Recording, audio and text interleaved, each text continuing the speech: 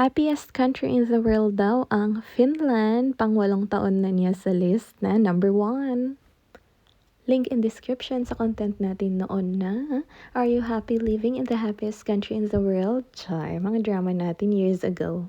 Ayan, mga Northern European countries, yung mga bansa na yan na nasa top 10 din. Ang totoo, nung nasa Pilipinas pa ako, yung belief ko din, tayo yung pinakamasasayang tao sa mundo. Pero nung nasa Finland na ako at nakikita ko yung mga ganyan na report, nagulat ako na Finland ang number 1.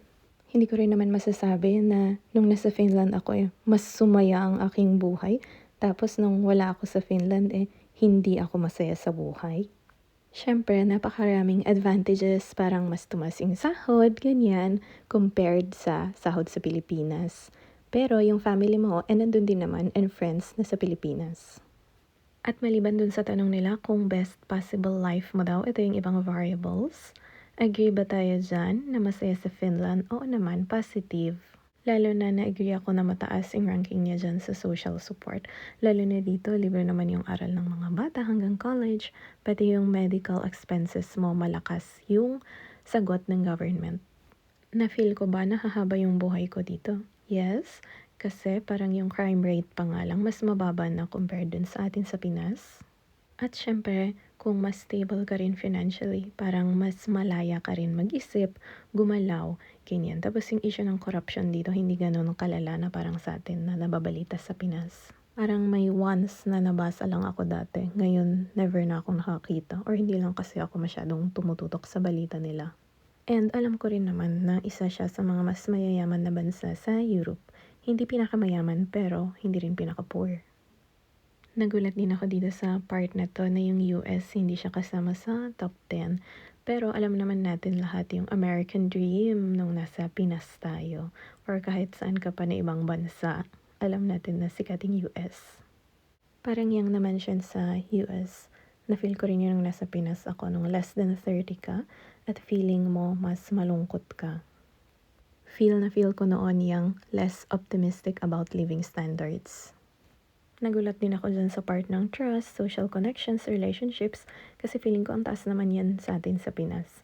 Ang mababa sa atin ay GDP at salary. Kaya nagulat ako dun sa standards kasi parang binabasa ko noon may sinasabi pa tungkol sa immigrant life, mga ganun na positive.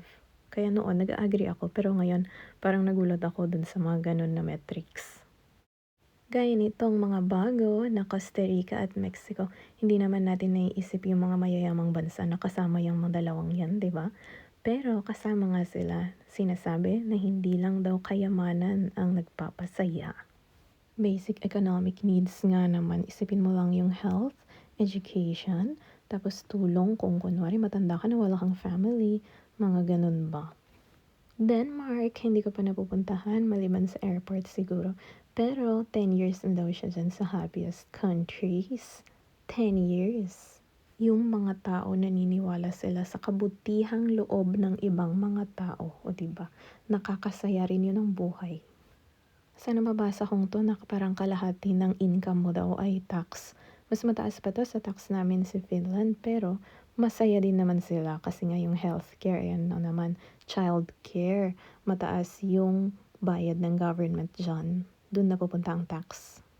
Yan din yung isa kong paulit-ulit na sinasabi sa mga friends and family na wala dito sa Finland na kunwari hanggang college mo dito ay libre talaga. Tapos kung matanda ka na, may ma-expect ka rin na tulong galing sa government. Lalo kapag wala kang family na tugtingin sa'yo.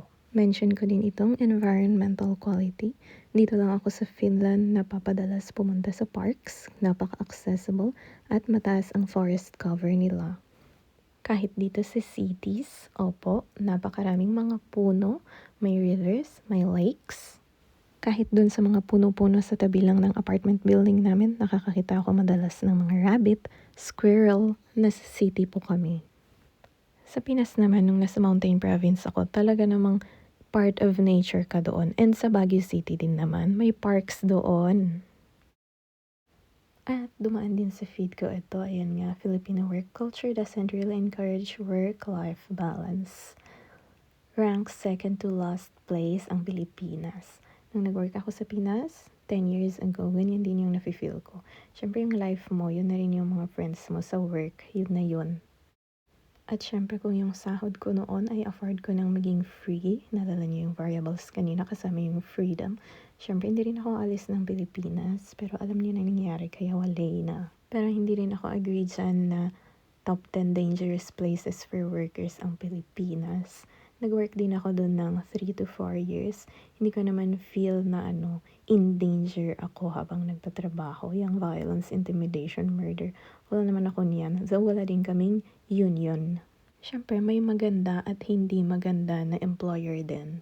Kunwari naranasan ko yung below minimum na wage, yung wala kang benefits, wala yung Sunday pay, holiday pay, 13th month pay. Hindi rin sila nagbibigay sa SSS mo. Kaya naman, nako-compare ko din yan sa Finland.